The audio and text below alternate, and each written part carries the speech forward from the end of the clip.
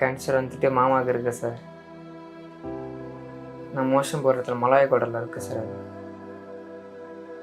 இது 4 tip sir நம்ம medicine எடுக்கிறது. இன்னையோட பார்த்தீங்கன்னா 130 நாள் ஆகுது சார் இந்த மெடிசன் எடுத்து. என்ன இம்ப்ரூவ்மெண்ட் நம்மளுக்கு தெரிஞ்சிருக்குன்னா மோஷன் கொஞ்சம் ஃப்ரீயாக வருது.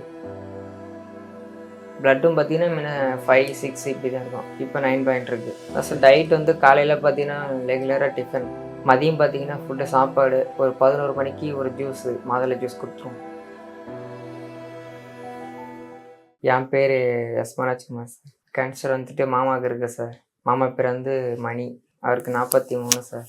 இது 4 டிப் சார் நம்ம மெடிசன் எடுக்கிறது. இன்னையோட பார்த்தீங்கன்னா 130 நாள் ஆகுது சார் இந்த மெடிசன் எடுத்து. என்ன இம்ப்ரூவ்மெண்ட் நம்மளுக்கு தெரிஞ்சிருக்குன்னா மோஷன் கொஞ்சம் ஃப்ரீயாக வருது இதை போட்டோம்னா.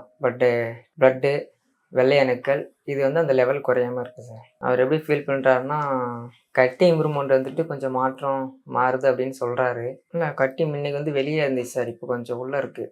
நான் மோஷன் போடுறதுல மலாய் குடலில் இருக்குது சார். அது வலி கொஞ்சம் தான் சார் கொஞ்சம் இருக்குது.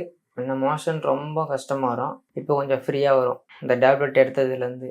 பட்டு வெள்ளை அணுக்கள் குறையில. ப்ளட்டும் பார்த்தீங்கன்னா முன்ன 5, 6 இப்படி தான் இருக்கும். இப்போ 9 பாயிண்ட் இருக்குது. இந்த டேப்லெட்டு ஒரு 4 டேஸ் போடாமல் விட்டுட்டாவே அப்படியே வெள்ளை அணுக்கள் சர்ன்னு குறைஞ்சிருது சார், இம்ப்ரூவ்மெண்ட் ஆகிடுது. அது எனர்ஜிலாம் இந்த டேப்லெட் போட்டால் ஓகே தான் சார் அவருக்கு. இந்த முறை டாக்டர்கிட்ட கொஞ்சம் ஸ்கேன் பண்ணி பார்க்கலாமான்னு கேட்டோம். அவங்க அந்த டேப்லெட் எடுத்துகிட்டு ஒரு பிளட் டெஸ்ட் எழுதி கொடுத்துருக்காங்க.